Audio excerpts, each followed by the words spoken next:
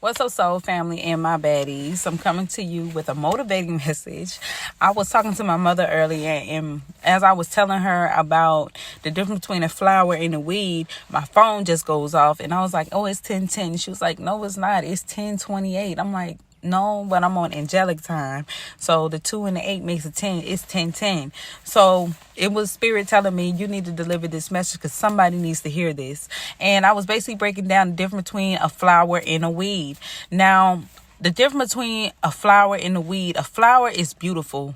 That's the self-love that it gives itself. It knows how to self-love. It knows how to give itself that grace, that gratitude, versus a weed. A weed likes to take the beauty and suck the beauty out of everything. And not every time that beauty could be looks, beauty could be ideas.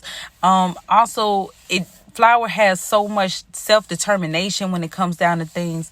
They know how to grow. And a flower loves to grow, no matter whether it's the things that they know or ways to become a better flower or a better person. So we say in this time to become beautiful, to become more of a supply for self versus a weed. A weed, they take that, they sabotage that. They sabotage themselves as well as others. We call that self-sabotage.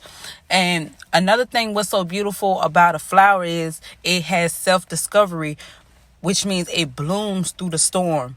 So no matter what trial or tribulation that you go through where you feel like you want to give up, you got to also know that you are a flower that's going to continue to blossom through whatever storm that happens. Like when I look at a rose bush, during the summertime, it can storm, but that rose bush or that particular vine never goes away. It stays strong.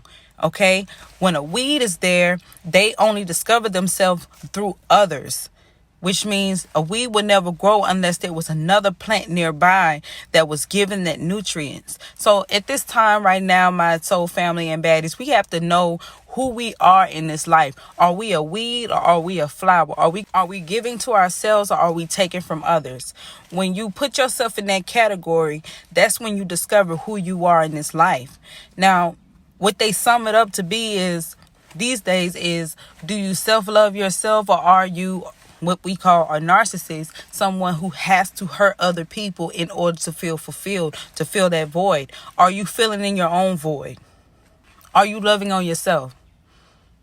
Are you grounding yourself? Are you working out? Are you keeping your vibrations high? That's important right now.